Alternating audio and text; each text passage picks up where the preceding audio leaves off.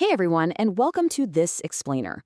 I am absolutely thrilled you're tuning in today because we are going to completely flip the way you look at your portfolio. We're diving into something called the spinning wheel strategy. And really, the whole focus today is looking at exactly why options premium grows wealth. If you've ever looked at your account and felt like your money is just kind of sitting there twiddling its thumbs, well, get ready.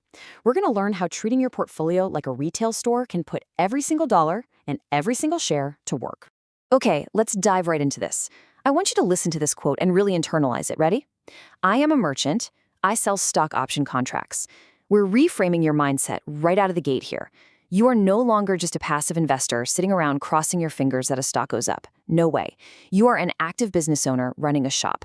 Think about it. Just like a grocery store owner sells goods for a profit, you're a merchant whose specific trade is selling stock options. You provide a product to the market, and in return, you collect a merchant's fee. It's a total game changer for how we approach wealth generation. To see exactly how this all comes together, here's our roadmap for today. First, the merchant of beans. 2, selling your first put. 3, the contract is exercised. 4, selling the covered call. And finally, number 5, the spinning wheel strategy. Let's get to it. Section 1, the merchant of beans, setting up your shop. So as a merchant, there's one golden rule you've got to live by. You cannot sell what you do not have. Period. And that brings us to the concept of a covered contract. In our virtual shop, every single options contract we sell has to be backed by actual, tangible inventory sitting right there in your account. Now that inventory comes in two forms. It's either cash, which we use to back a put contract, or it's stock, which we use to back a call contract. Being covered simply means you've got the goods on hand to honor the deal if the buyer of your contract actually decides to use it. There's absolutely no guessing here. Everything is fully backed. All right, here's our starting scoreboard as we flip the open sign on our virtual shop today. $10,000. This is our initial cash inventory. We're going to track this number pretty closely because the whole point of this explainer is to show you exactly why and how options premiums grow this wealth over time. So lock that 10 grand figure into your mind. Section 2, selling your first put, generating immediate cash. The steps we take next perfectly illustrate the straightforward math of our business. Step 1, we need a product. Let's choose a stock. We'll just playfully call it a can of beans that currently has a market price of $10 per share. We decide to base our contract on this $10 strike price. Okay, step 2, we have to remember the golden rule of options. One contract always equals 100 shares, right? So to cover one single contract for a $10 stock, we need $1,000 of our cash inventory. Which brings us to step 3. We look at our total inventory. We've got $10,000. Because of that, we place an order to sell exactly 10 put contracts, because that's exactly how many we can fully cover with our cash. The math totally dictates our volume. Now for the fun part, getting paid. When we sell these 10 PUT contracts, we ask for a premium. Let's say we choose a premium ask of 20 cents per share. Since each of our 10 contracts represents 100 shares, well, that's 1,000 shares total, multiplied by 20 cents. If our order is filled, boom, we immediately receive $200 in cash. Now, I really want to emphasize the word premium here. This isn't some speculative profit. This is literally your merchant's fee for providing liquidity to the market, and it goes straight into your pocket upfront, immediately. This is the exact mechanism of why options premiums grow wealth. Let's check out our scoreboard now. We started with $10,000. And because we collected that $200 premium, our brokerage account cash balance is instantly sitting at $10,200. I mean, we haven't even finished the trade yet, and our wealth has already increased. The contract hasn't been exercised, literally nothing else has happened, but as the merchant, you've already been paid your fee. How cool is that?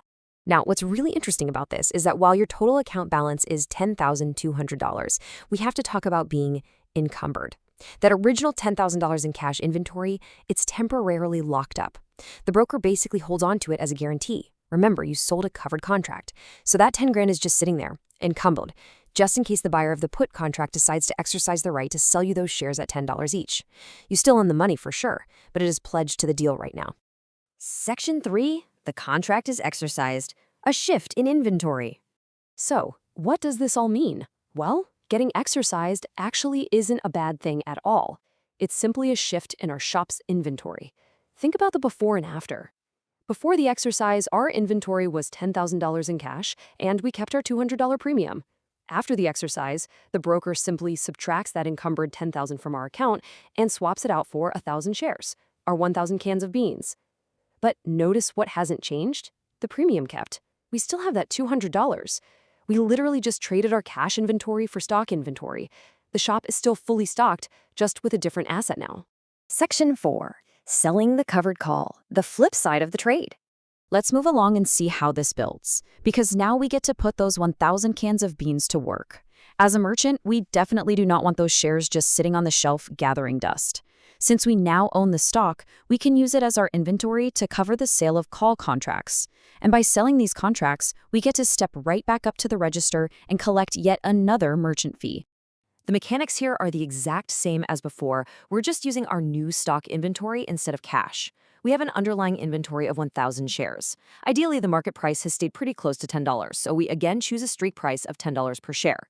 We set our premium ask at 20 cents per share. We sell the contracts, and the result? You guessed it. We collect another immediate cash premium. That is another $200 added straight to our growing cash pile, purely for agreeing to sell our beans at $10 a piece if someone asks. From here, we're looking at two possible outcomes, and honestly, both are pretty great for our shop. If the contracts expire unexercised, you keep all your cans of beans, and you keep the premium. You can literally just turn around and sell another call contract next week. Alternatively, if the contracts are exercised, those 1,000 shares are called away, and in exchange, $10,000 in cash is added back to your balance. In our ideal scenario, the shares get called away, returning our original cash inventory right back to us, while we retain all the premiums we've collected along the way. Section 5. The spinning wheel strategy, compounding the cycle. Let's review our final scoreboard.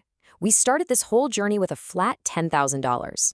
But by acting as a merchant, first selling cash-secured puts, converting that to stock, and then selling covered calls, we collected two separate premiums of $200 each. So our cash balance is now $10,400. Our original inventory value remains completely intact, but the wealth has grown simply through the systematic collection of those merchant fees. So the crucial point here is, this isn't just a one-time trick. This is a repeatable, cyclical strategy. The cash covers the put becomes stock, the stock covers the call becomes cash. And as the source material so perfectly puts it, spinning wheel gotta go round, over and over again. With each full rotation of the wheel, another premium is extracted from the market and dropped right into your account. This is the mechanical, structured reason why options premiums grow wealth by constantly turning over your inventory. Which leaves us with one final thought to ponder today. Are you ready to stop just passively holding your cash, crossing your fingers, and hoping for the best, and instead step right up to the counter? Are you ready to start spinning the wheel as a merchant of your own portfolio? The inventory is already yours, the strategy is structured, and those premiums are just waiting out there. Thank you so much for joining me for this explainer. Keep learning, keep analyzing, and I really hope you view your next investment through the eyes of a true merchant.